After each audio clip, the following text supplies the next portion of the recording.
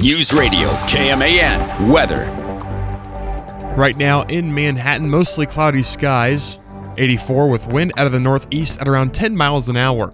Heading into tonight, 10% chance of precipitation. Showers and thunderstorms are possible with mostly cloudy skies and a low around 67.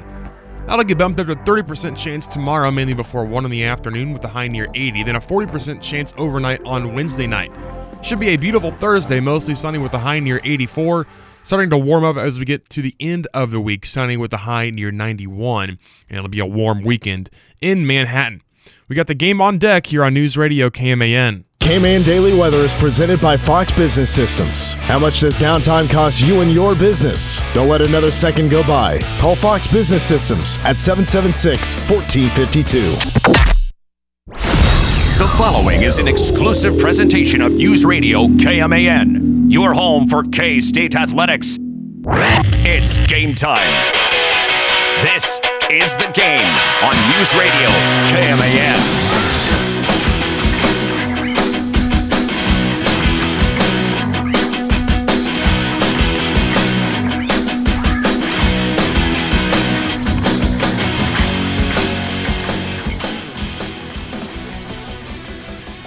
"32 days and 2 hours away from that first purple LED show at Bill Snyder Family Stadium. The moment you've all been waiting for. All that money that gracious family out in western Kansas donated for us for a specific cause. We get to see it in less than 5 weeks. What that also means is we are now 25 days away from college football officially being back. We're getting closer and closer, folks. The Aer Lingus College Football Classic between TCU and North Carolina. The public cursing of two college football programs will take place in 25 days, less than 25. It's 11 a.m. kickoff in Dublin, Ireland. We're already getting, of course, spreads on games. TCU right now a 7-point favorite. A lot of, the college football experts say that this probably won't be the year for Bill Belichick either. It should be a game TCU comes in and picks up a victory. Also hasn't been the smoothest offseason for old Bill and the North Carolina Tar Heels either. What else stands out? Well, it was like their GM had to step down pretty recently, I believe. I'm not sure exactly what came out surrounding that, but that was a pretty Bill's public girl thing. Not Jordan Hudson, but whoever the dude else who is running the program. Oh, I assumed it was just her. I think is she allowed on the sidelines? The VP, but not the actual, president or whatever. So I see. Is my camera crooked? Am I all messed up over here? Let me see. It's about doing a 40. It definitely is. It's a little bit off to the side. All right, let's get this fixed. All right, close enough. There we go. All right, we're back. We can do a show now. Welcome to the game. Mitch Fortner, Colt Dutchendorf. Today, day 2. It is 20 questions and 20 shows. We'll flip it to the other side of the football. Yesterday was preseason offensive MVP. We look at the defensive side of the football coming up in our second hour. Plus, in our first hour, doing a couple of fun things. Jabroni of the week.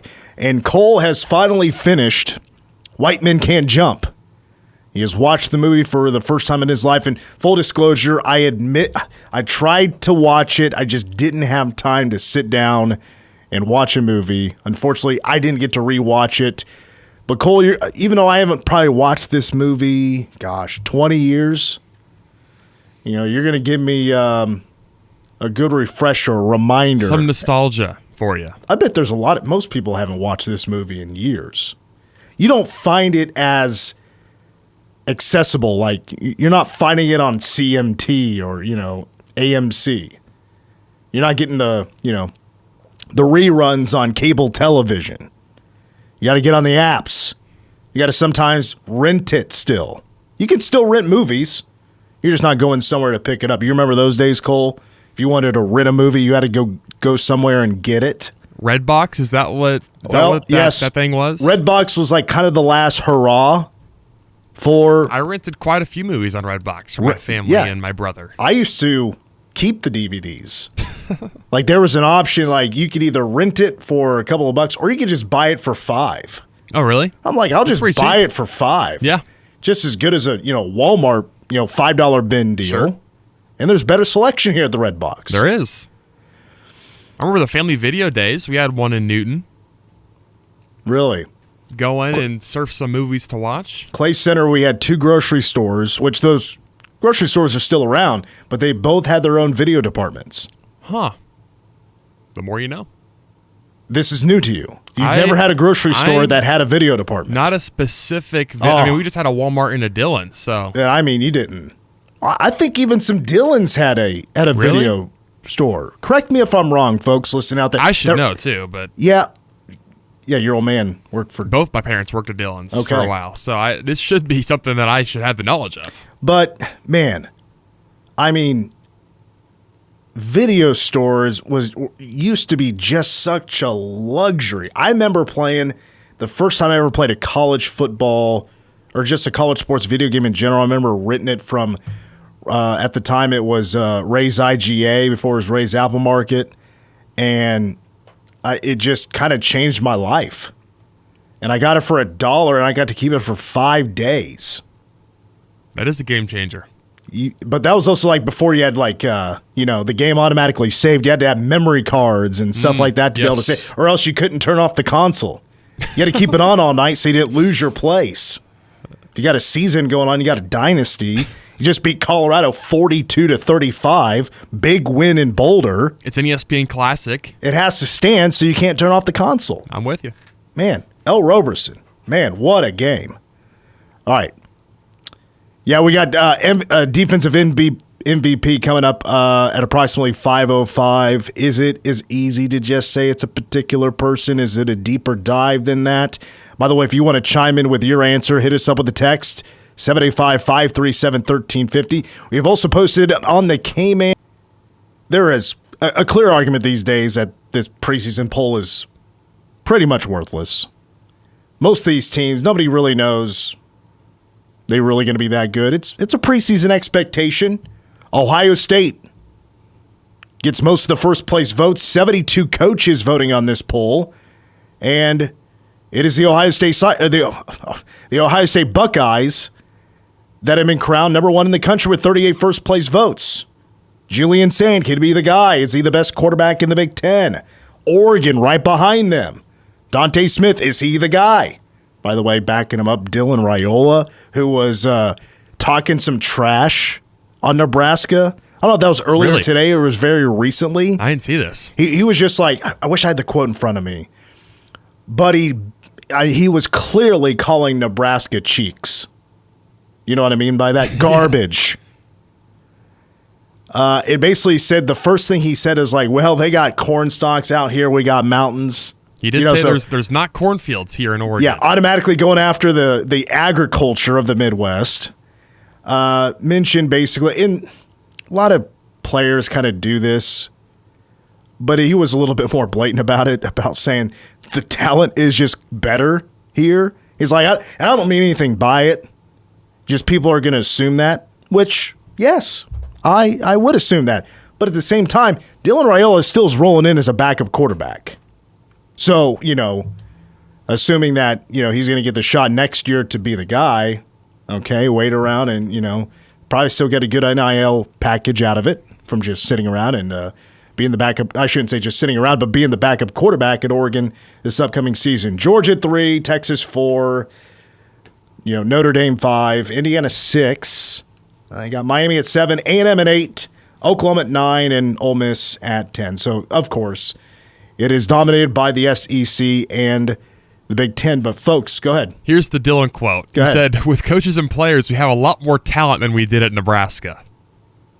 So, coaches and players. Yes. Well, I remember when Will Howard transferred to Ohio State and he had his first press conference as a Buckeye coming from K-State after he gave after the loss to Iowa State in the snow, gave the Bill kind of a look back and just with a tear in his eye, just knew it was an end of an era. He moves on, and I mean, one of the first questions he's asked about is the talent at Ohio State. He's like, no offense to the guys in Manhattan, but the guys here are just better.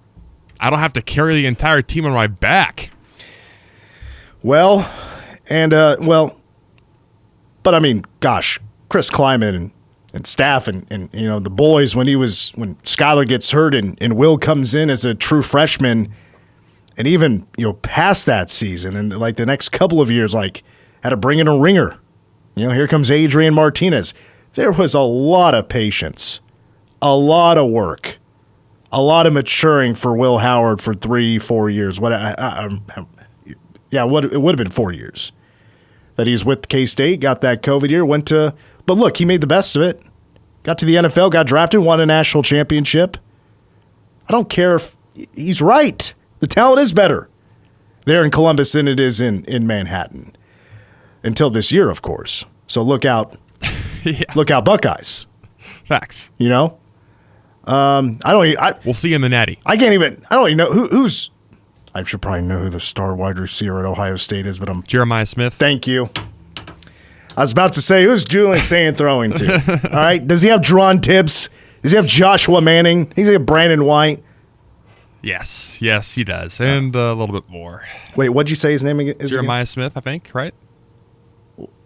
Right, getting it mixed up. Oh, that's Love. Never mind, Jeremiah Love. I was thinking, this Notre Dame? No, Jeremiah Love. It is Jeremiah Smith. Yes. That is correct. No, you're right. I was getting myself confused. In this top 25 coaches poll, look, again, is it a bit, unnecessary? It's marketing for college football. This isn't actually the official poll like, the TV folks use. They'll use the AP poll. But Which 70 is worse. My goodness. 72 coaches voting on this, and that's above average. Usually it's 60 to 70, 72. Colin Klein on that list. Now, we'll put it this way. It's not typically the actual head coach that's sitting down on a desk. I don't know if they do it on the computer or they write stuff down and just, okay, well, thinking? SMU, would I put them over Washington? The Utes, are they better than Iowa? Clemson, do I even put them in the top 25? Which every coach out there that put Clemson in the top 25, shame on you. That is an overrated team. Did we watch what happened last year? Dabo Swinney is not meant for this kind of college football, is really yet to truly embrace it. Clemson continues to roll down the hill. They're not climbing up it. And I don't know if you saw the draft, but a lot of Clemson players got drafted last year. Them stinking wasn't because they didn't have talent. Like Houston, in my opinion, should not be 24 and Clemson is 23. Like, I would dare say, even at 23, Clemson might be the most overrated team in this top 25, but, I'm sure I could pick out some other. Penn State. I don't think Penn State is number 17 in the Iowa country. State East? Well, yes, but the talent that also went to James Franklin. Like, I was listening to a college football podcast, and they were talking about Iowa State to Penn State, but Penn State to Virginia Tech. Where did more talent go?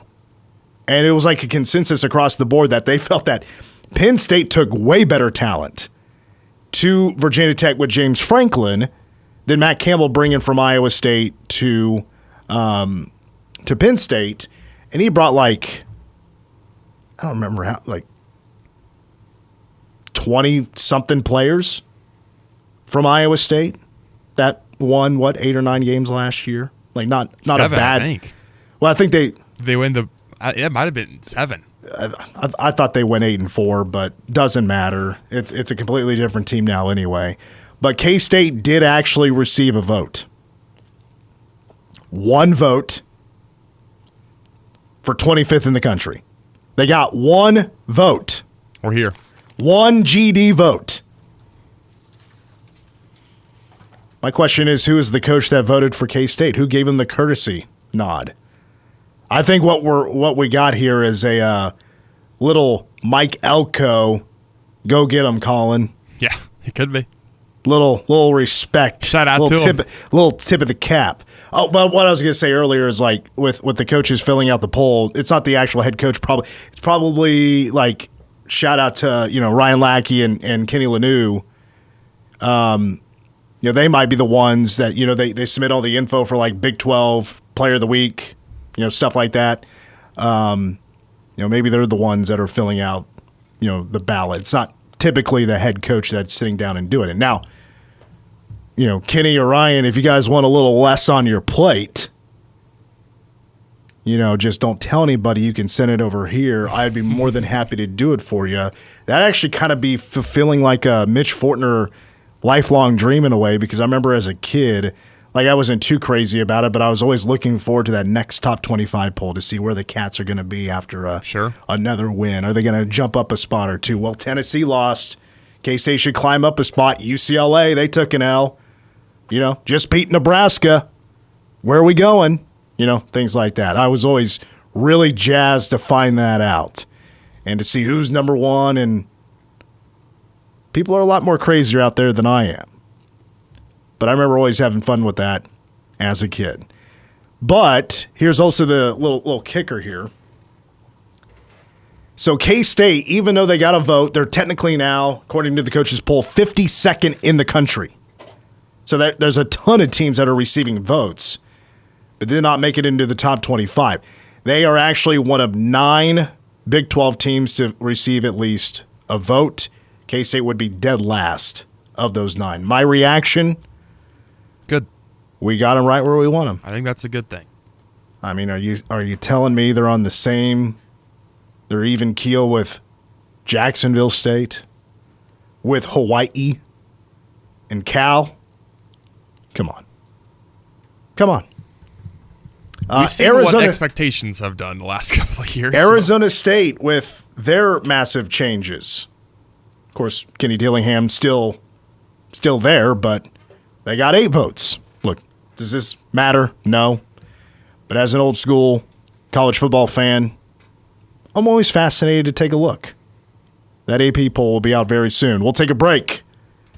Summer of Culture continues in a moment. The review of White Men Can't Jump. Is it an all-timer according to Cole? Is it overrated? Was it just okay? He'll tell us what stood out, what made it a good, what made it a bad movie. We'll find out when we come back. You're listening to The Game. Innovation and partnership. At McCown Gordon Construction, we deliver feature-focused solutions to projects that shape our region. From advanced research labs to vibrant education, healthcare, and community hubs. We're not just building projects, we're building the future of the Flint Hills with unmatched customer experience and value-driven strategies. We're building for tomorrow. Visit kansas.mcCownGordon.com. Presented by Chick-fil-A and Community First National Bank. America 250. Happy birthday, America, where freedom is written, protected, and lived every day. As the young nation grew, Americans pushed westward, exploring new lands and possibilities. The Louisiana Purchase doubled the nation's size. Pioneers, settlers, and explorers carved out new communities across a vast frontier. Leaders like Thomas Jefferson envisioned a country of opportunity and growth. From farms to towns, from rivers to railroads, a nation stretched from coast to coast. A spirit of exploration defined a generation. America 250, expanding horizons, shaping destiny. Brought to you by Chick-fil-A, Community First National Bank, Faith Furniture, Rothwell Landscape. Visit Manhattan, the Museum of Art and Light, and Manhattan Broadcasting. Soak up the sun at Blueville Garden Store. Shop pollinator plants to build a habitat for bees, butterflies, and more. Purchase a fountain to add a cooling water element to your landscape. Grab some water tools and fertilizer to keep your plants thriving all summer long. Will be a lengthy hiatus. The Notre Dame USC rivalry officially set to return in 2030. That's a victory for us. The last few years, you don't have these historic matchups. That's in the name of realignment. The timing is just as interesting as the decision itself. With the expanded college football playoff, the value of scheduling marquee non-conference games late in the season has diminished. Big programs no longer needed to load their resume in order to have a shot at the title. But moving games like Notre Dame and USC to the front half of the schedule allows both programs to get the best of both worlds. It's a subtle but important shift in scheduling philosophy. Elite programs no longer have to fear scheduling another heavyweight. If anything, the expanded playoff gives them a reason to stay away from challenging games late in the year. Notre Dame, USC, welcome back. I'm Dan Patrick, and this is Above the Noise. You're great at protecting your data, but lots of places could still expose you to identity theft. I thought it was safe. If that happens, LifeLock gives you a US-based restoration agent who will stick by your side from start to finish. Phone calls, filing documentation, preparing insurance claims, your agent handles it all. In fact, we're so confident restoration is guaranteed or your money back. Isn't it nice to have someone like that on your side? Save up to 30% with promo code NEWS at lifelock.com. Terms apply. High-quality meat, unbeatable freshness, and family-style commitment to care. It's the Heartland difference. Heartland Steak Co. is your source for premium Midwestern meats delivered right to your door, including hand-cut selections of USDA prime and choice beef. Go to heartlandsteakco.com. Now through August 5th, 2 free 4-count packages of premium steak burgers, orders over $149.99. Promo code BURGERS. Taste the Heartland difference, Heartland Steak Co.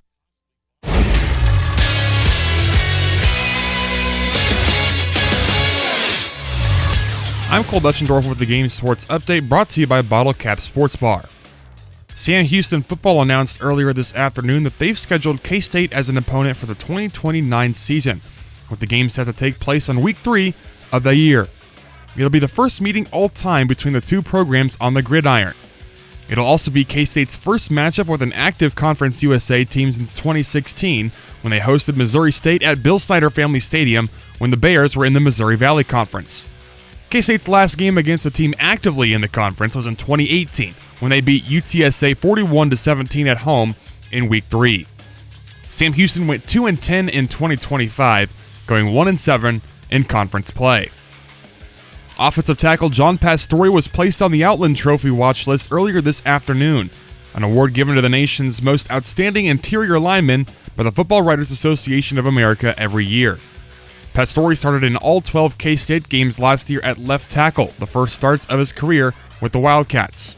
He didn't miss a single offensive snap all season long, racking up 715 total in 2025. And the Royals will kick off another series with Minnesota later tonight, their second meeting with the Twins in the last week. First pitch in Game 1 is at 6:40, pregame at 6 on News Radio KMAN.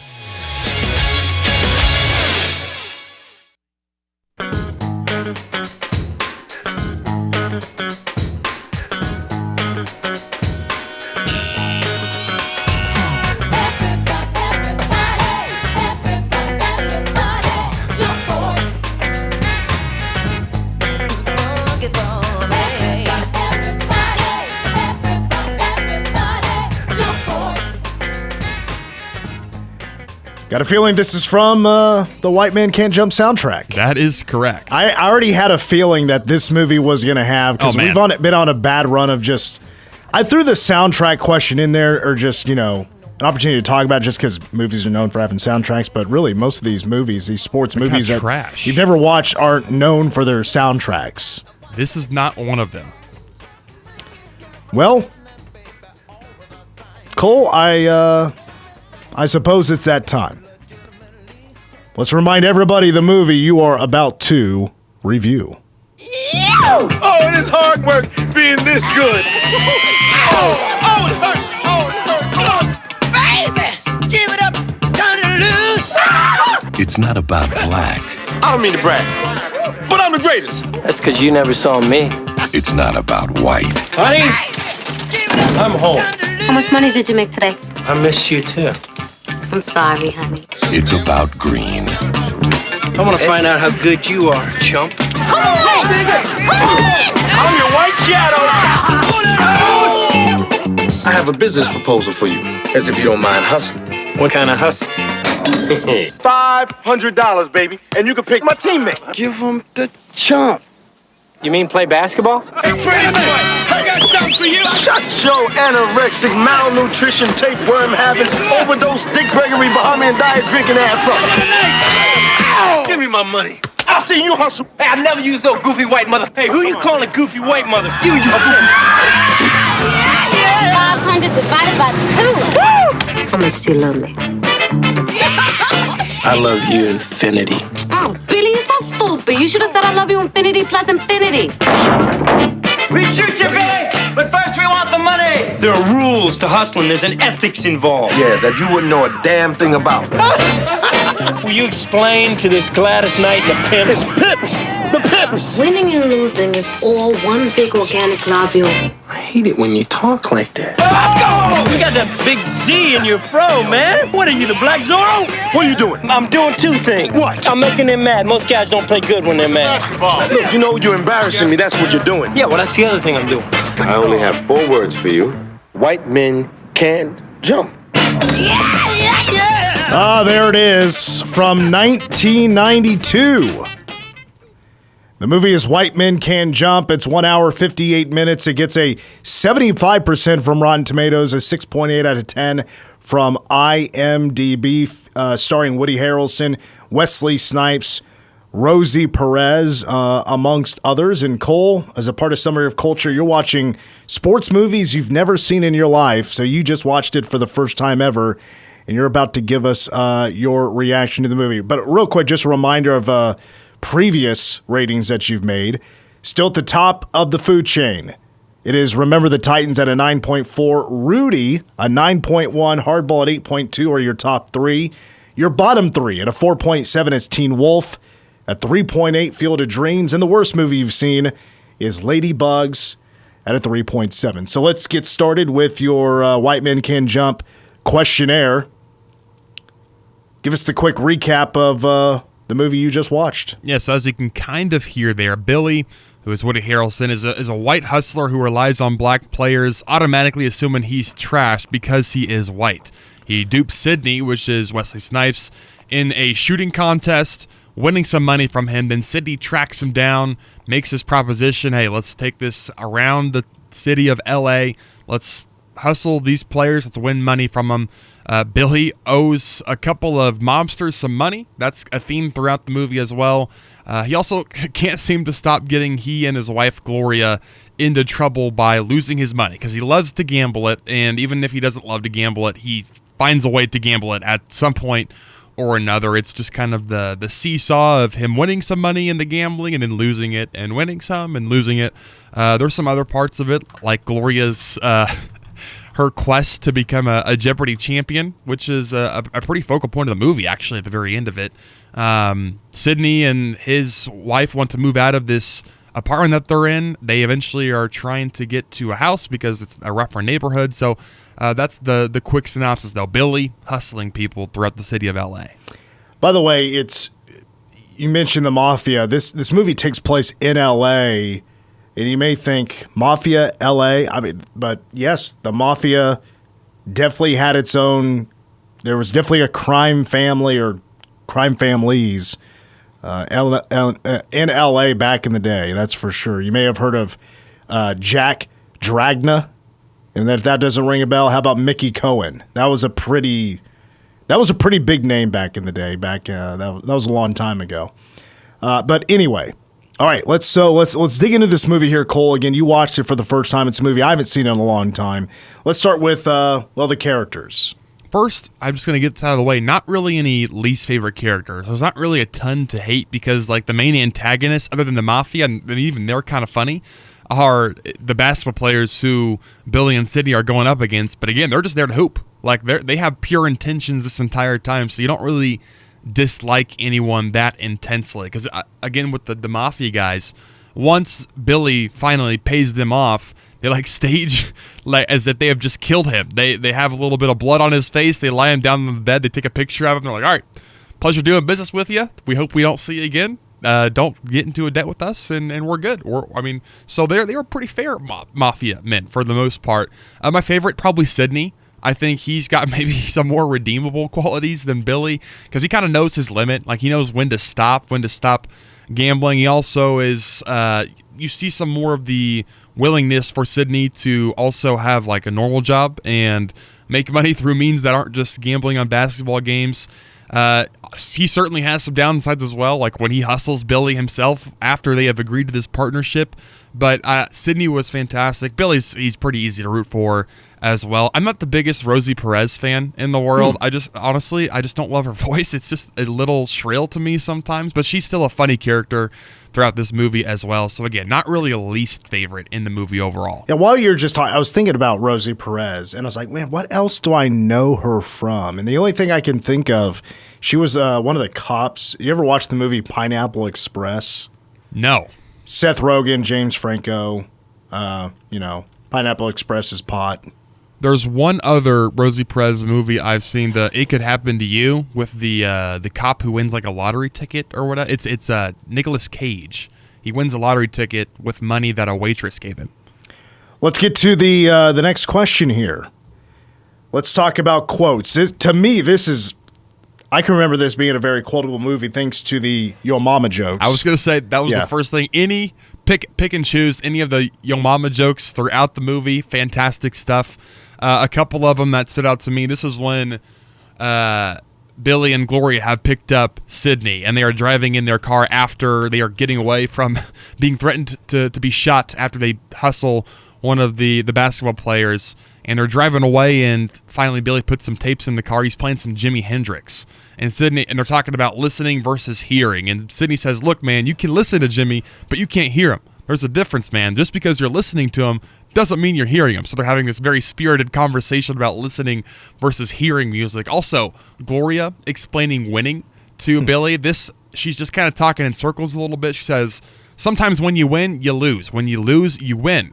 When you win or lose, you actually tie. Sometimes when you tie, you actually win or lose. Winning or losing is all one organic mechanism from which one extracts what one needs. And Billy is just confused out of his mind trying to listen to his wife explain whatever she's trying to explain in this scene. But you're right, there's a ton of very quotable things. Probably not a lot that you can actually say over the radio thanks to the FCC, but there's a lot of good lines.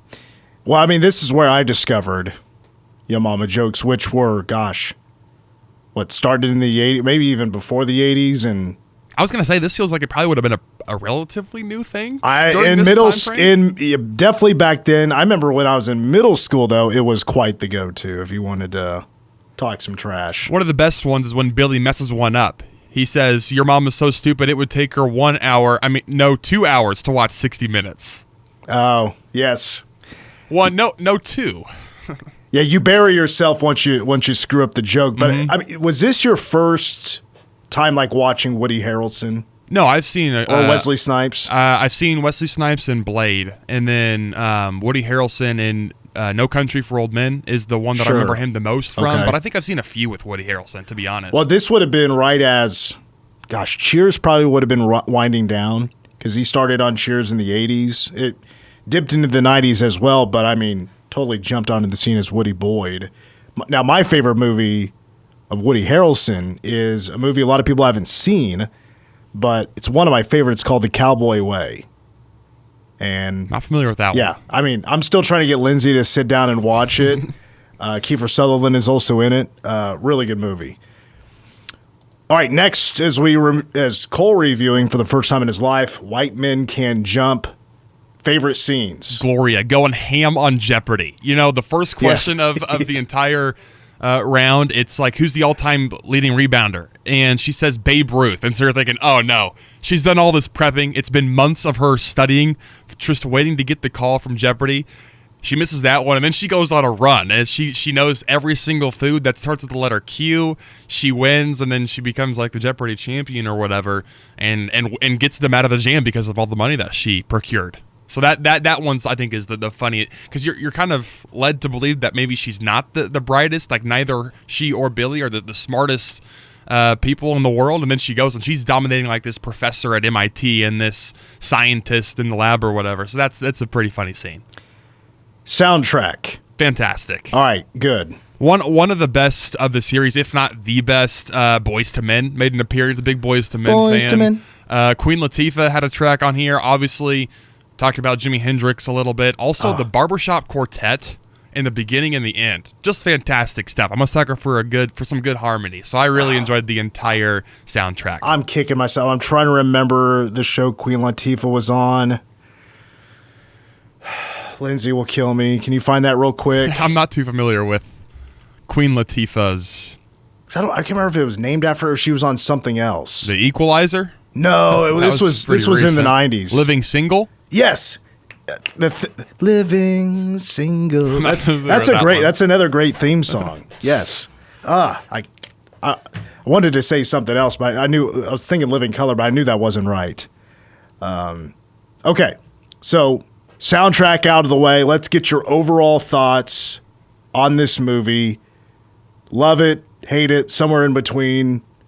What were your overall thoughts? Not elite, but still a really good movie. I really enjoyed it. I think the story is one of the best ones so far because, I mean, a lot of them. It's difficult to compare across. Like, yes, they're all sports movies, but just so different. Like, this is just a completely different movie than any of the kids' movies, but they can still be good and endearing, but just not the same level of, like, a storyline going out throughout the movie. So you have, like, the ups and downs of Billy, the relationship he has with Sydney and with Gloria, and all of that being worked through over the course of the movie.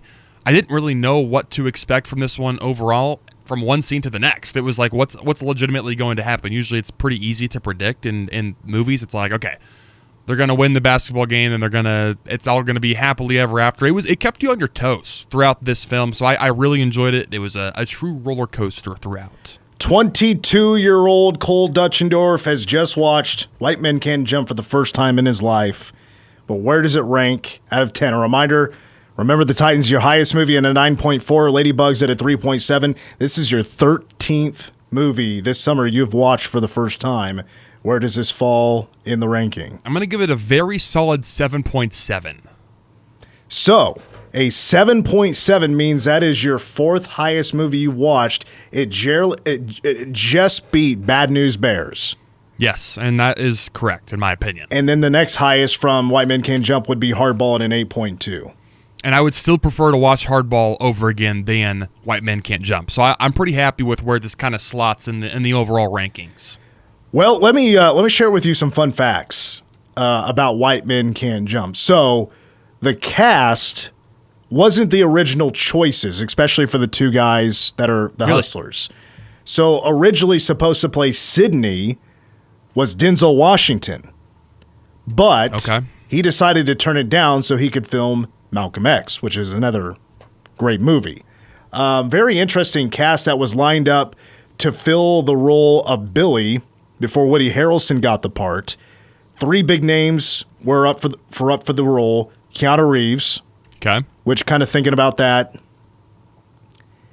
other than him doing the replacements, it kind of feels weird seeing him in a basketball movie, kind of picturing that.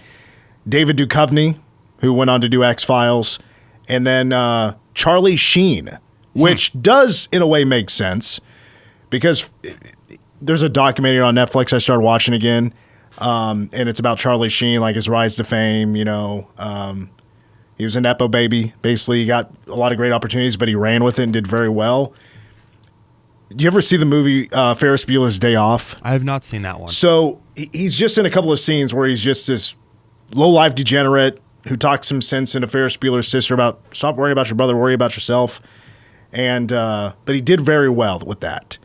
The day before he filmed that scene, he was a part of this thing where it was televised on TV where he and his dad played 2-on-1 basketball against Michael Jordan. Really? They did a free throw contest, they played horse, and then they did a legit 2-on-1 basketball game, and he and his dad, Martin Sheen, end up winning. They ended up beating Michael Jordan. Okay. And it turns out like Charlie Sheen could just knock down free throws. Hoop a little bit? He and his dad were like really good, honestly. They're just completely undersized, and they're obviously not Michael Jordan.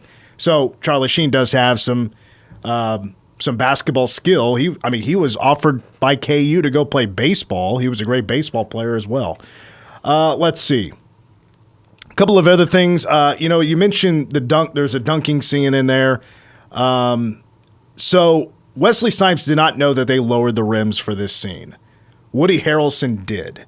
Now, they lowered it to 9.5, so just a little bit. Right. But just enough so they could get over the rim and dunk it.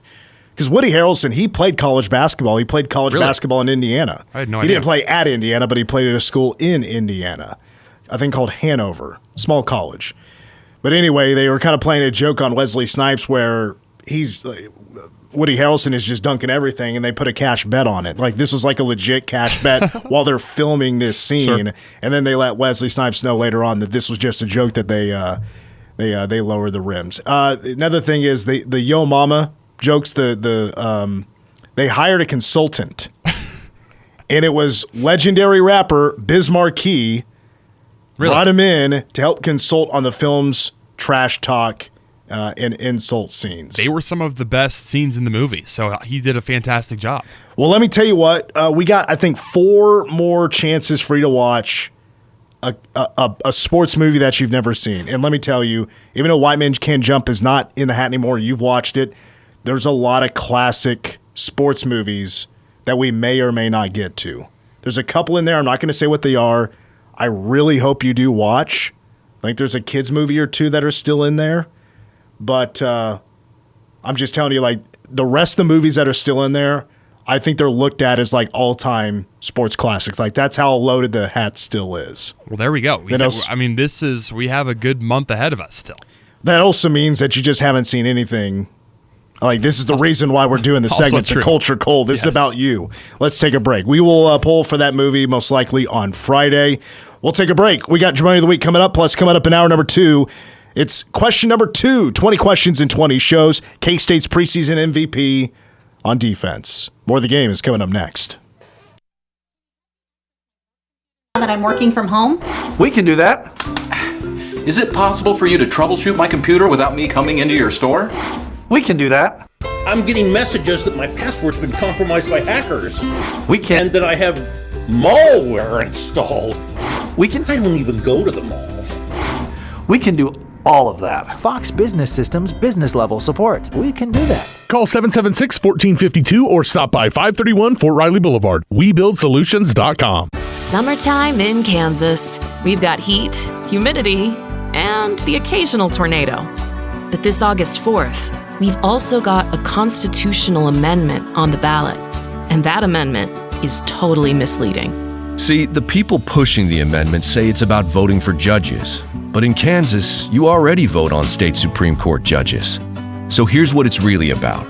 That amendment will turn fair and impartial judges into paid-for politicians, letting billionaire political donors buy seats on the court and rewrite the law in Kansas. That's why you have to vote no. So while you're beating the summer heat, do the right thing for Kansas.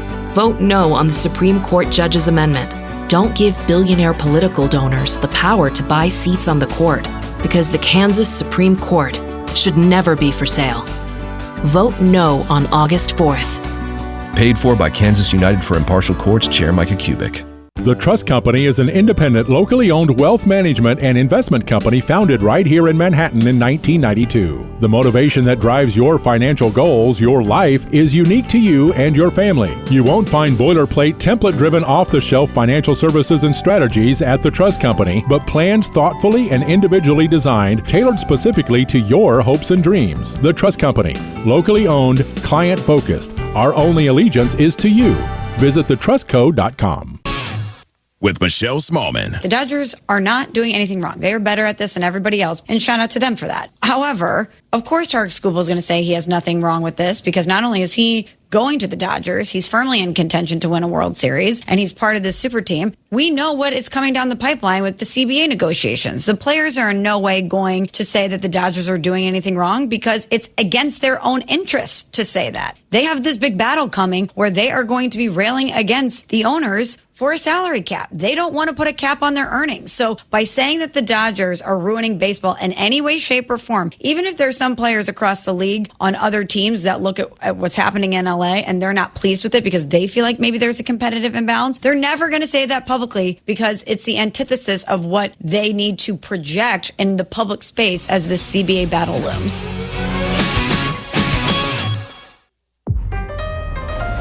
Your ambition just met its match with Robinhood. You push yourself in everything you do, scanning headlines for insights, keeping an eye on the market. Robinhood puts you in control of your money, all on one platform. You expect more from yourself. Expect more from your money. Get started today at Robinhood.com/yourmoney. Again, that's Robinhood.com/yourmoney. Your money, your move.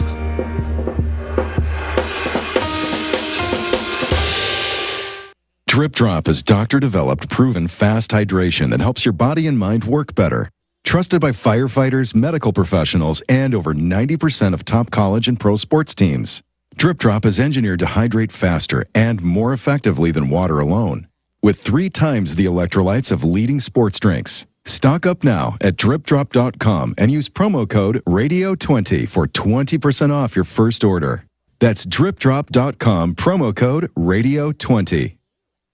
News Radio, KMAN, weather. Right now in Manhattan, 84 with mostly sunny skies, wind out of the northeast at around 10 miles an hour. Heading into tonight, slight chance of showers and thunderstorms at 20%, overnight low of 67. Then tomorrow, 30% chance of rain mainly before 1 in the afternoon, with mostly cloudy skies and a high near 80. 40% chance of rain, thunderstorms also possible tomorrow night with an overnight low of 65. Then on Thursday, mostly sunny with a high of 84. Know your role and shut your mouth, you jabroni! You jabronis hit the jackpot! That Hollywood blonde jabroni, Hulk Hogan! Ow! Is this jabroni's name? Jabroni of the week. So I do have 3 dishonorable mentions this week, and then we'll get to my official jabron of the week. First, dishonorable mention, this is more just funny than it really is a jabroni, really, but saw this from Chiefs training camp a couple of days ago. Chiefs center Hunter Norzad, thank you. I knew you would know. Good fill-in there on the pause. So they were doing a little 7-on-7. Patty Mahomes is out there chucking the rock around. And then you rarely see an NFL quarterback ever make this mistake, especially playing on 7-on-7, when there's only just somebody just hiking to the football and everybody else is out running amok. Just running around trying to find a gap to go catch a football. Well, Mahomes drilled him in the back of the neck. Yeah. I mean, absolutely drilled him. And I'll shout out to Hunter, who didn't really sell a whole lot other than just the initial contact. Didn't fall, didn't even really move. But you don't really see Mahomes throw a ball like that. And did you see what he posted on Twitter after the fact? No, but go ahead. It was a GIF, and it said, "It slipped. I just ate popcorn," from, I don't remember which movie, the jail football movie. That would have been from Longest Yard. Yes. So having some fun with it after the fact. That's when Adam Sandler is. That's the Adam Sandler version. Mm-hmm. You say GIF, huh? GIF?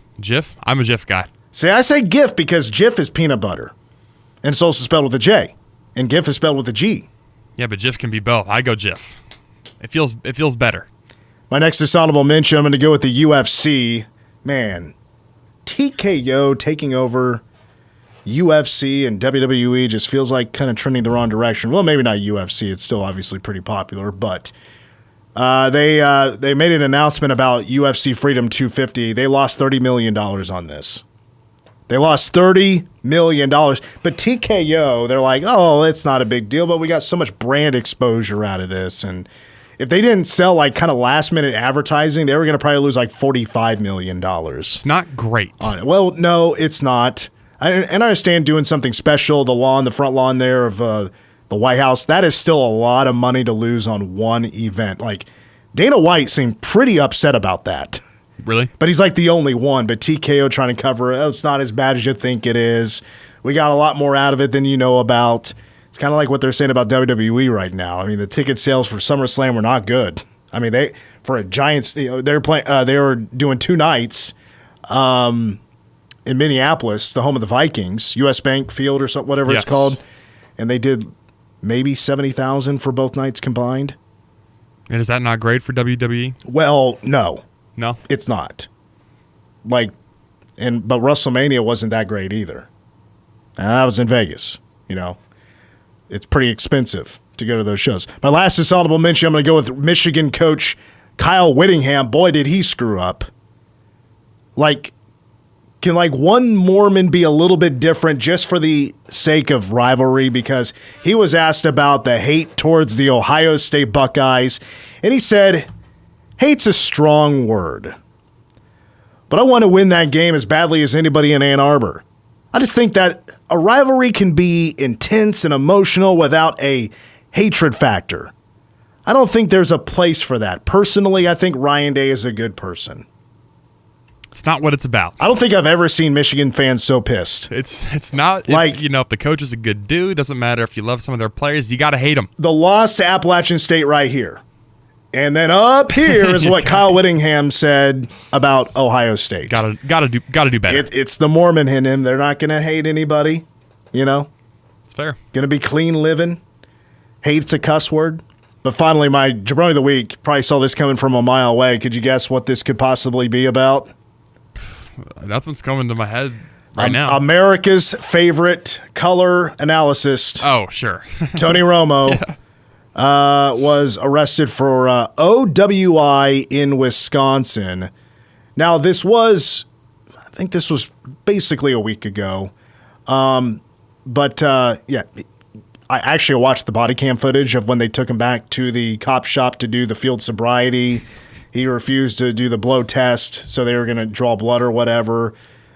He failed the test miserably. There were kind of some gold moments in there too. Oh, and he's just so worried about stretching and stuff. Can I get out? He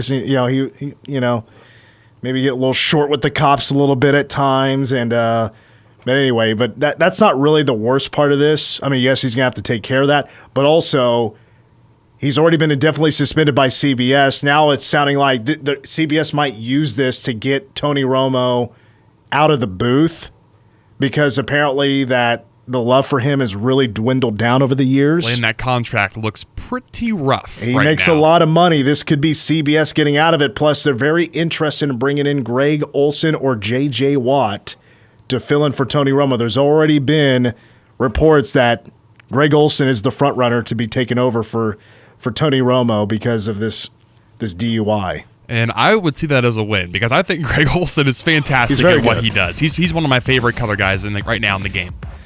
Well, that's going to wrap it up for hour number 1. We get down to business coming up here in hour number 2. K-State football.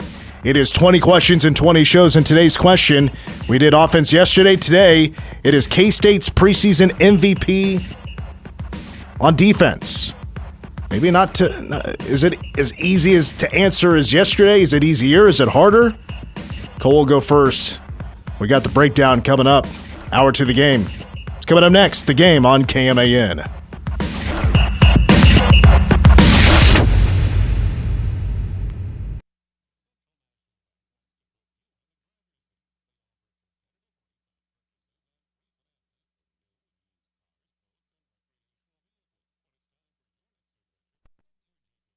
Central National Bank and head out on your next journey in new wheels or no wheels. Offer credit is subject to credit approval. Central National Bank, money for life. Member FDIC, money for whatever since 1884. Manhattan Broadcasting is keeping it local. Dollars spent locally today help build a better community for tomorrow. D&I Plumbing, Heating, and Air will provide honest and quality service when you need it most. From a leaky faucet to replacing your water heater. Trust the experts at D&I Plumbing, Heating, and Air. Your York and other makes and models local dealer. Call 537-7138 today. Turn your memories into a masterpiece at Candlewood Frame Shop. Whether it's framing your favorite pictures floating around in the digital cloud or creating a shadow box with cherished things or memorable events. Candlewood Frame Shop. Let them turn your stories into a masterpiece. For a once-in-a-lifetime experience, engagement ring shopping simply can't be duplicated on a computer screen. At Fifely Jewelers, you'll be pleasantly surprised by our pricing compared to buying online, and we offer financing. Plus, you'll have peace of mind by shopping locally with Fifely Jewelers. Manhattan Broadcasting is keeping it local. Find more great local businesses plus special deals and offers when you keep it local on our website. Manhattan Broadcasting is an equal opportunity employer. In order to widely publicize our job opportunities and outreach programs and organizations that regularly distribute information to job seekers or refers candidates to employers, please contact us about our employment contact list to receive the most current information about station vacancies. For more information or to be added to the list, please contact Manhattan Broadcasting Company at 785-776-1350. Visit us at 2414 Casement Road in Manhattan, Kansas, or email front desk at 1350kman.com. Stop. Look no further than Buck Roofing. For nearly 20 years, Buck has specialized in top quality roofing, installation, and repairs for residential and commercial properties. Call for a free, no obligation estimate. 785-230-9379. Manhattan's first for news, sports, weather, and talk since 1950. This is News Radio KMAN.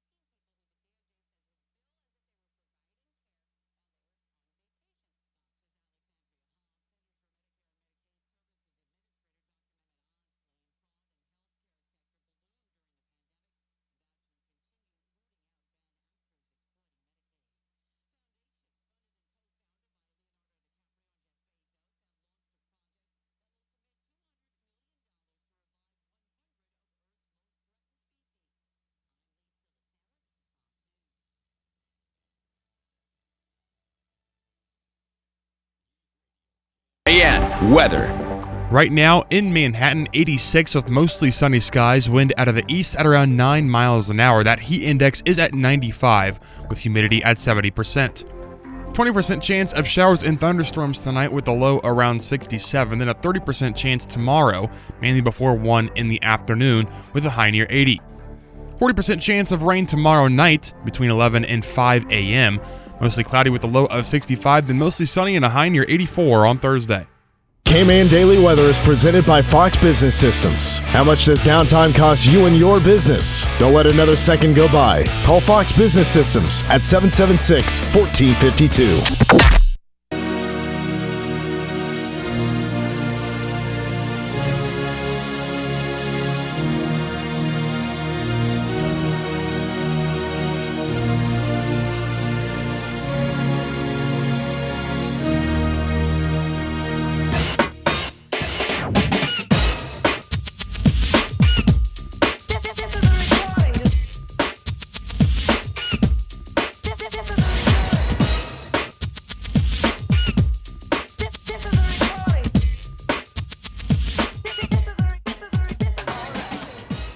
Is this White Man Can't Jump? This is, yes, White Men Can't Jump, Boys to Men. Boys to Men. Can't help myself. There it is. Boys to Men. It's my favorite part. Boys to Men. Boys to Men. It's the best part. Motown Philly back again. So is the game. Mitch Fortner, Cole Dutchendorf, the game after work. If you're just joining us in hour number 1, Cole reviewed White Men Can Jump. He watched it for the first time in his entire life. He liked it. Liked it a lot. Yes, very good movie. The Cats got 1 vote. That's all we got, 1 gosh dang vote. Coaches poll good for 52nd in the country, whatever. Jabroni of the week as well here in a few moments. K-State's 2026 preseason MVP on defense. We'll talk about that here in just a second. Today, check-in day as well for the K-State football team. Practice getting underway tomorrow. Ask Us Anything coming up as well. We're actually getting out 15 minutes early because that's what we do on Election Day. It's because, on average, every sports guy forgets to vote until it's, last minute. So, for us last-minute stragglers, we need to get to the polls. Yes. So that's what we're up to. As we're going to get out of here at 5:45, so we can go do that. I got to vote in Wamego, so got to make sure I got time to do that. Before we get to K-State's defensive MVP preseason, did anybody hear a rumor? Let's talk about a rumor here for just a moment, real quick. Anybody hear that Dylan Edwards had just packed up his stuff and left town? He left Lawrence. I did hear that, but I thought it was debunked. Was it Jayhawk? Well, it was debunked today. Okay. He was at practice. Okay. KU had their first practice because they're going to open up. Actually, I think their first 2 games are on a Friday. Really? But they'll open up the day before K-State, Friday night, Lawrence, and now what will be like a 80% done. David Booth, Kansas family, legendary Coliseum Memorial Stadium. He was at practice. So apparently he got back to town and got things unpacked. He settled in and he's ready for. Would have been funny if he wasn't, but also I want to see him in the Bill later this season. Yeah, so. It would have been interesting. It would have been interesting. I feel like K-State fans would be in a lot of. Would be leaving a lot of comments. I'm sure. On some KU profiles, if you know what I mean by that. But no, he's there. KU did a report from lackluster Lance that they are going to lose a couple of players out of the portal for the season due to injuries. I thought the only one that was really going to get some playing time is Trayvon McAlpine, who's a transfer from Tulane. And he was all ACC, 35 tackles, a couple of tackles for loss, a sack. AAC. Or what did I say, the ACC? Yeah, the AAC. That would be impressive. Yeah, sorry about that. No. Defensive tackle, who is that is a big loss.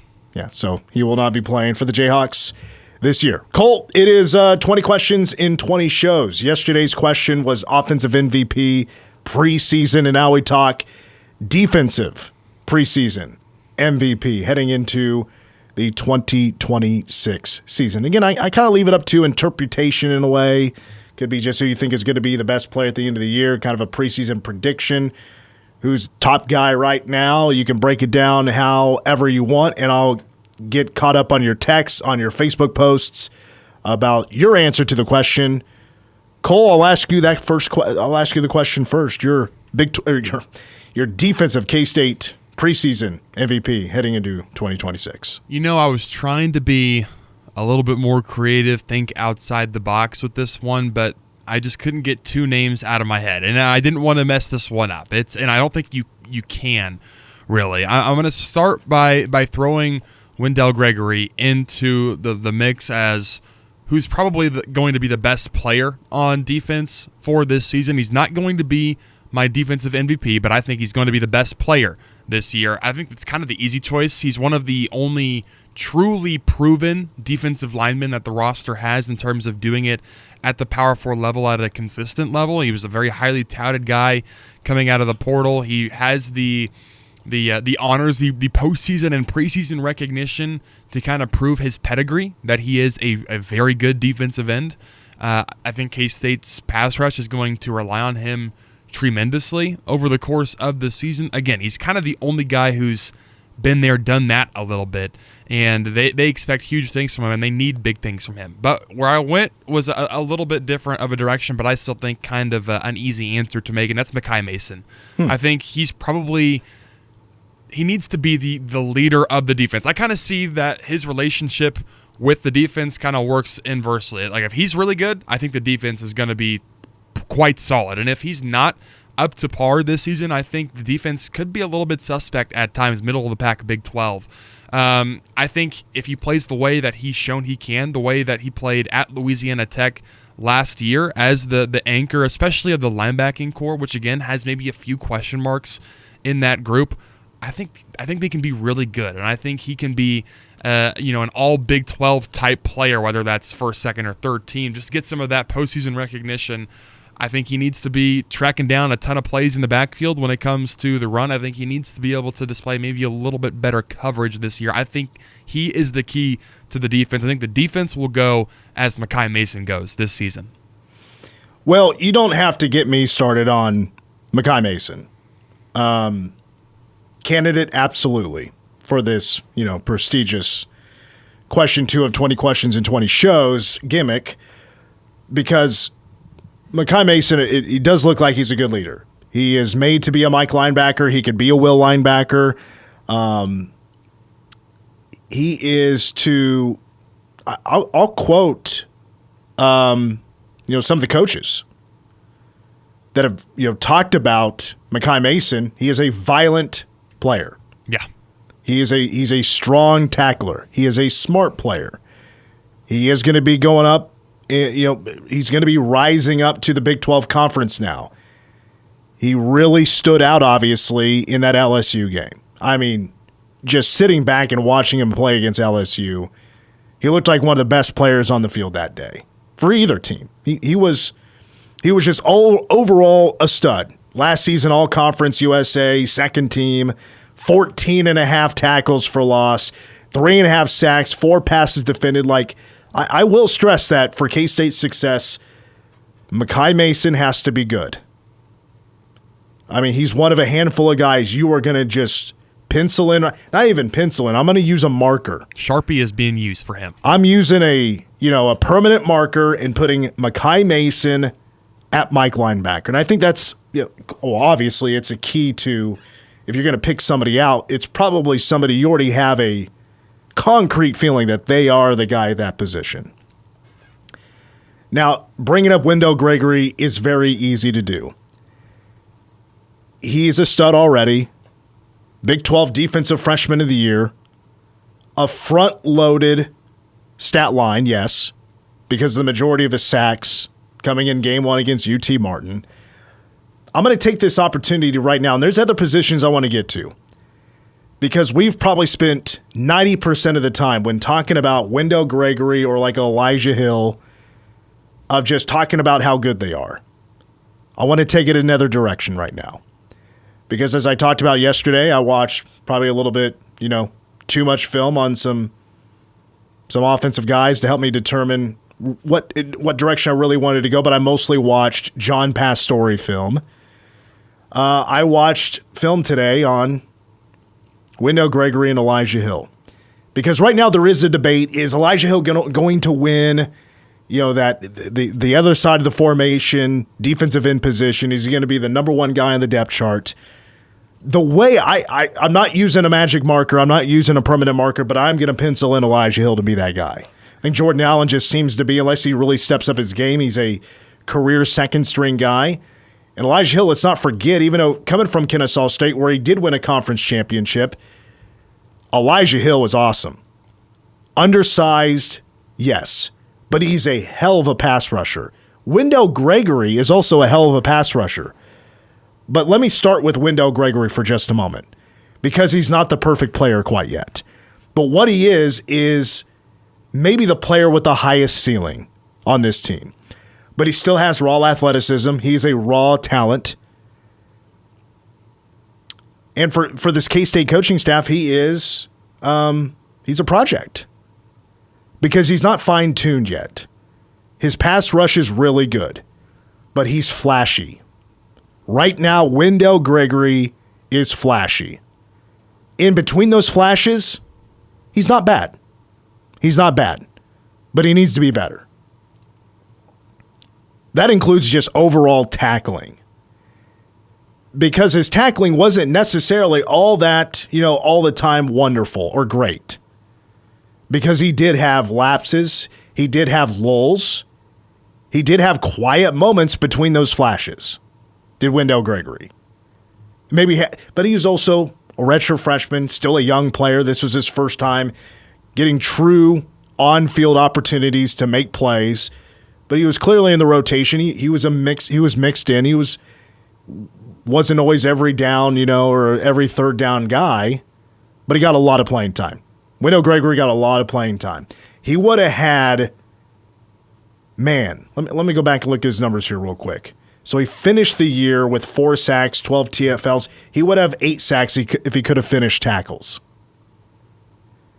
And plus, to be honest with you, against the run, he needs to be better as well. He was much better against the pass with pass rush than he was against run blocking.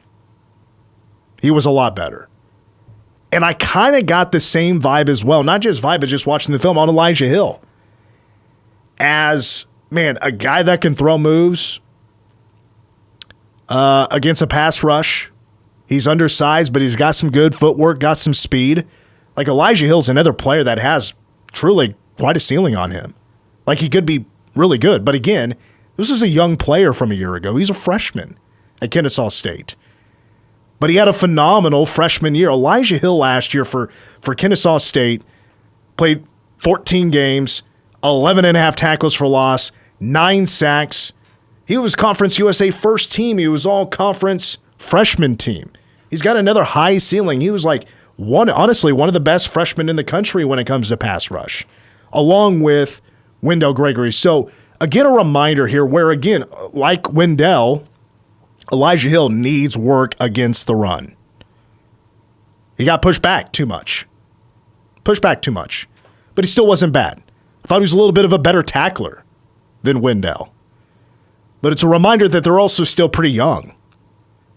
And there's still maybe going to be a few growing pains at K-State. So it's a reminder that they're not going to be perfect. But if we're basing this on a high ceiling and what they could be, Wendell probably has a brighter forecast of being an NFL draft pick because of his size. And again, I go back to Elijah Hill. He's only 6'1", as a defensive end. Wendell just fits the mold a little bit more as what you look at as an NFL defensive end. So not just to pick on these guys, but it's a reminder that they're not going to roll in and just be perfect. But it is pretty key for a guy like Elijah Hill to be really good too, when we also expect Wendell to come in and just ball out right away. It's really an expectation for him. So maybe there's going to be a little less patience with Wendell But I think I don't have too many worries. Let's just put it that way. Mekhi Mason, I think is going to be really good. The rest of the linebackers, kind of up in the open. Secondary, we got to bring up Zayshawn Rich. Because of the returners, he's the best player. I mean, he had 10, 11 passes defended last year. He's one of the best in the Big 12 in that category. He had 1 interception. He was definitely better than Donovan McIntosh. To be quite honest with you, I wasn't too impressed with Donovan McIntosh last year. If I had my hopes, I would hope Caleb Patterson could win out that position and mirror Zayshawn Rich on the other side of the field. But that doesn't mean Donovan McIntosh can't still be a guy. He had a pick 6 during spring camp this year. And the coaches were pumped up, running with them down the field. This is going to be a defense that shows a lot of multiple looks. You know, this is probably going to be a group that's going to thrive in a 4-2, which is going to be their base defense. But when it comes to an MVP right now, Zayshawn Rich, because he's been here for a couple of years and have played a lot of football, I think right now, heading into the year, he is your MVP. Really?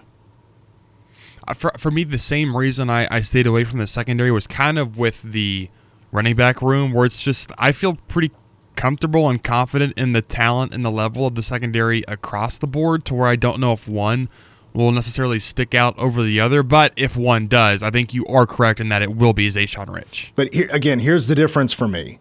Wendell probably has a higher ceiling. Zayshawn Rich has been in this program, yes, new coaches now, but he's been here for a couple of years. He was a starter last year. I mean, he played some very serious football in 2024 when K-State was still a top 25 team and they were still competing for a Big 12 championship. I mean, he was a freshman that was thrown out there, and he had some growing pains for sure, but still did some nice things. Took a big step up this last year, and it's no doubt about it an expectation that he should be one of K-State's best players on defense this upcoming year. The secondary as a whole has a chance to be the deepest unit on this K-State defense. Like, I feel like I have less questions about the secondary. I'm just wondering, how deep can it actually go? I mean, I haven't even brought up Adrian Maddox. He's had a pretty interesting career so far. Everybody expects him to be really good, but that's coming from the coaches. He's going to get his best shot at being a top-tier football player at K-State after coming to us from Georgia. But Zayshawn Rich comes in with a lot of experience, a lot of K-State experience. So I think it's fair to go with a returner in that aspect. But again, bouncing back to my main reasoning, yes, Wendell Gregory has a high ceiling, but he's still pretty raw. There's still a lot for him to learn. I think he came to the right place to learn those skills. But it comes from turning flashes into consistent play. That is the necessary jump for Wendell to be the MVP at the end of the year. But honestly, for me right now, I think it's got to be Zayshawn Rich. I think it's a fair pick to make overall. Again, I think the biggest thing is the continuity, and even if it's going to be a different defensive system, he's been here. He didn't have to settle into a new town to a new program, even though it is the changing of the guard from climb and decline. It's K-State, and K-State stays, I think, fair to say, relatively unchanged from year to year. Let me throw out an honorable mention. Honorable mention. I want to talk about K-State coaches here for just a moment. Okay? I love it. Because still, to me, one of my favorite storylines about this team and the spring football was about the energy. And I want to give a lot of credit to Jordan Peterson, who is, reminder about this as well, he is a first-year defensive coordinator. He's coaching our defense. He's a defensive backs coach. He's not alone, but overseeing the defensive backs. This is supposed to be, and I think there's already some clues out there, and it's not just me saying this. This is a very bright coach that is ready for this spotlight, that's ready for this opportunity, he's going to go on to do some great things. This is one of those, remember that we had him that year and what he did. And Jordan Peterson, though, was bringing that energy. He was kind of the marquee of the energy when we started to hear about it. When I was mentioning Donovan McIntosh throwing running the pick six back, it's Jordan Peterson that was running with him to the end zone.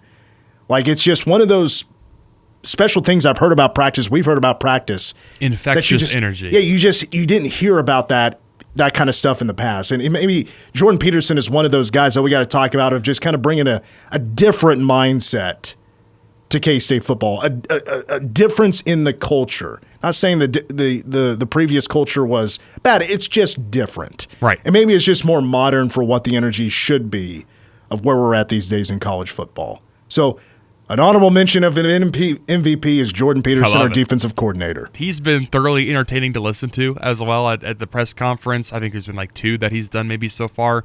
You can tell. I'm getting fired up listening to him talk. So the energy truly is infectious, and I can only imagine that gets ramped up a couple of levels when it's a practice as well.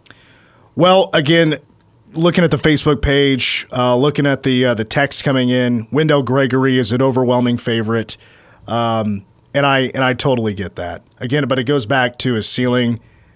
If everything goes right and everything goes well for Buddy Wyatt. Buddy Wyatt is the coach you want to be with when you're trying to become an all Big 12 defensive end, a defensive lineman of the year, which he's had multiple of those, and also sending guys to the next level. Pretty good coach to work with. It's not a guarantee, but I am putting Elijah Hill in that second defensive end spot, opposite of Wendell Gregory. They got the numbers and the accolades to back it up, but just with the eye test, I think Elijah Hill is the next best guy. I think he's going to be a beast this season, to be honest. That's why I think Wendell getting picked up by K-State kind of flew over the Elijah Hill pickup, went under the radar because of the kind of pickup that Wendell Gregory was, and a 4-star, 5-star guy out of the portal or whatever he was. That's Elijah Hill is nothing to be that is a really good player who had a fantastic freshman season last year. So I think those 2 on the edges could be pretty exciting. All right, we'll take a break again. We're getting out of here at 5:45 so we can go vote, which I hope we're getting out of here a little bit earlier as well. So of course you can head inside, hug your family, and then get out there and get your last minute voting done. We'll take a break. More of the game is coming up next.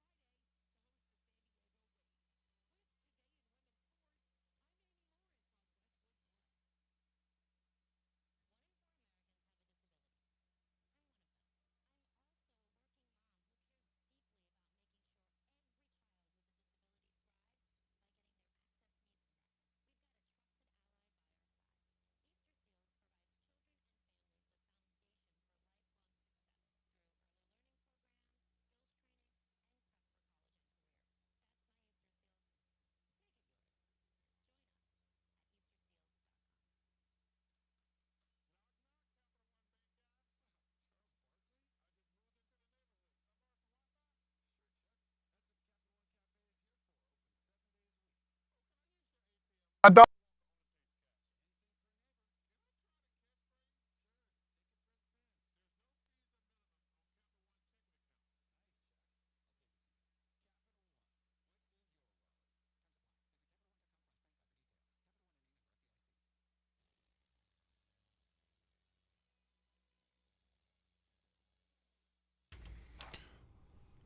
Cole Dutchendorf with a Game Sports Update brought to you by Bottle Cap Sports Bar.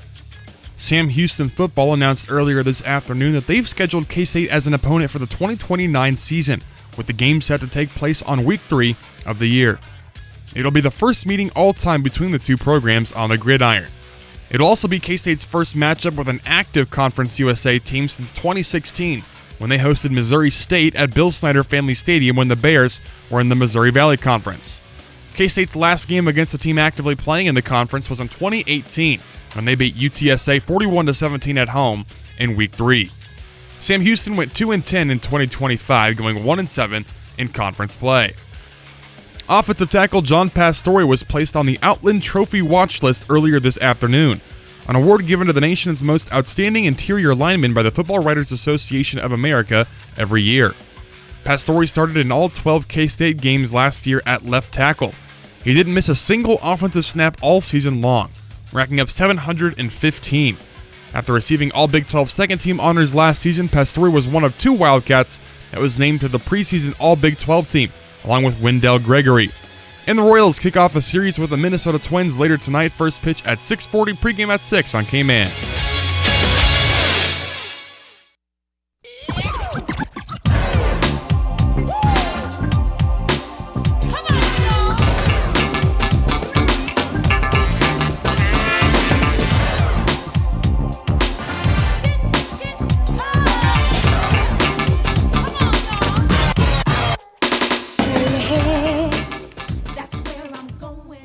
Who am I hearing? This is Lipstick. Oh. Not familiar with them. No, I'm not either.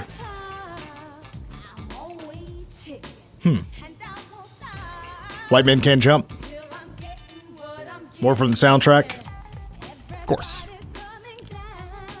Hey, when I get one that's actually a good soundtrack, I gotta take advantage because there's not very many of them that have been solid enough to have a full show's worth of bed music. Today was the first report day, or the report day for K-State football, getting ready for practice tomorrow. K-State put out a video with Travis Bates, who I think is a character. Let's see if this works here. What's up, guys? Travis Bates here. It's my house. Fall camp number 5 on the way. Let's go. Okay, so my first takeaway is, like, if you know Manhattan and, like, the eras of architecture, just looking at his house, I can tell you exactly where he lives. Just from being around Manhattan for so long. Like, this is definitely just west of the stadium where the houses that were built like in the 60s and 70s all have crappy plumbing, and the plumber has to always come out and unclog stuff, and yep, it's exactly that kind of house. Like the L-shaped house, or it's got the windows, it's got the driveway. There's no doubt. Day number, this is my 3rd one at, oh my God, at Kansas State, 3rd one at Kansas State. It's kind of surreal. It's my last go around. I don't know if it's hit me yet. I'm really excited to get going. Had a good little break. Actually went to Colorado and hiked. The past 7 months have been honestly one of the toughest workouts that I've done here. And I think the coaches have done a really good job of preparing us for all the stresses of the season, because it's really a marathon. And if you sprint too hard and you think about the long term, it's just going to burn you out. Oh man, Colin Klein, he's brainwashed him. Got them working even harder, and working as hard as they've ever worked in their lives, and they're just so bought in, and you love to hear it.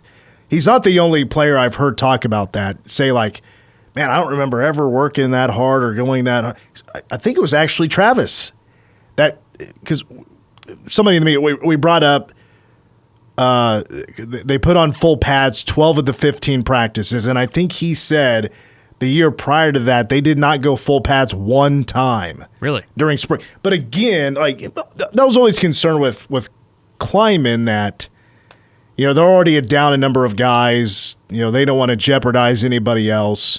but they're going to try to do what they could do because it was, back in the day, what was it, before 22 or 21, that Blake Lynch had to play corner, and he's 5'5", trying to play corner. Hey, that's the kind of grit we wide need receiver. on the squad. Yeah. Believe it or not, I was a corner back in the day. Really? I had to play a little corner too. That was not my position, but I gave it the old college shot. Let's play a few more seconds. You have to, personally, I'm working on one day at a time, one rep at a time. Sure. You don't get that 1 hour nap, 1 or 2 hour nap in the middle of the day, you ain't making it. I think they're taking their naps at Veneer because I'd seen videos today of all the guys they're carrying in. Everybody had at least a fan, which who these days Veteran sleeps move. without a fan? Veteran move. I think if you're on the dating scene, that's a red flag if you're sleeping without 100%. a fan, and then also bringing in a pillow. Sure. So they're napping somewhere. They're ready. And I hear what he's preaching here. This is senior leadership. If you don't have sunflower seeds, just got a facility. Now I'm going to set my. They're not chewing sunflower seeds on the turf. I wouldn't think so, because maybe it's a little light snack. You wouldn't be able to after you crack open one, run over to the trash can, run back. That would be you were getting in your cardio. No, because I know at Toyton, the players, sunflower seeds on that turf, not allowed. No, absolutely not. Not on turf. Are they in the dugout? No, not even in the dugout. I don't think so, unless you're spitting it into a cup. But you cannot spit them out on the field. So they might have them, but you cannot spit them on the field. Interesting. I'll lock her up, get some equipment, see a new drop that we got. I'm excited for that. Oh, sunflower got close. seeds. Oh, he's got the dill pickle sunflower seeds. Dude wipes in case things get messy. Oh, heck yeah. They're going to get messy. I'll just tell you right now. Spoiler alert, they get messy. Ooh. New bag. Dude, that bag's not that good. It's all white. It's just a basic white bag. I'll be wearing these to recover in. Bucket hat, extra large. Oh, might be a little small. That's a nice bucket hat. White, purple, K-State football, Nike swoosh, pretty clean looking. Anyway, we'll stop it there. I was just getting to they're starting their training camp, their fall practices here tomorrow. We're now 32 days out from K-State football, almost 32 days exactly. As they'll kick off at 6 o'clock, Power Cat Game Day that day. We'll start at 2, kicking off our 31st season of a Power Cat Game Day. One other note here is that K-State football added a non-conference opponent to a future schedule. Boy, 2029 really shaping up to be something. Because in 2029, Sam Houston is coming to the Little Apple on September 15th. That'll be the third game of the non-conference because that's the same year that the Cats are going out to Washington State. And then the week before that, of course, they're going to take on an FCS opponent. Unless something changes down the road. That's a gauntlet right there. Yeah, 2029 already looking just like a stellar lineup. I mean, next year the Cats are going out to NC State. That's an interesting road trip. ACC, that doesn't happen too often. Georgia Southern is on the scheduling, I mean, if Indiana is canceling like home and homes with Notre Dame, and they're basically saying we're not scheduling anybody in the non-conference anymore. We're just sticking with our league. The SEC can just stick with their league. Yeah. Maybe some of them are kind of rolling with what they got now. Some are not. Yeah. The rumors are K-State Notre Dame 2036. Well, I'm sure by then. Notre Dame will be in the Big 12. In the Big 12, Cats have, they've been to 4 or 5 playoffs, maybe won an Natty by then. Who knows? Oh, easily. So, of course, pedigree of the two programs are probably in different spots at that point. Yes, 100%. More blue bloods. K-State expanding on their blue blood. We got to take our last break, and let's get to Ask Us Anything. Short break. Ask Us Anything after these words.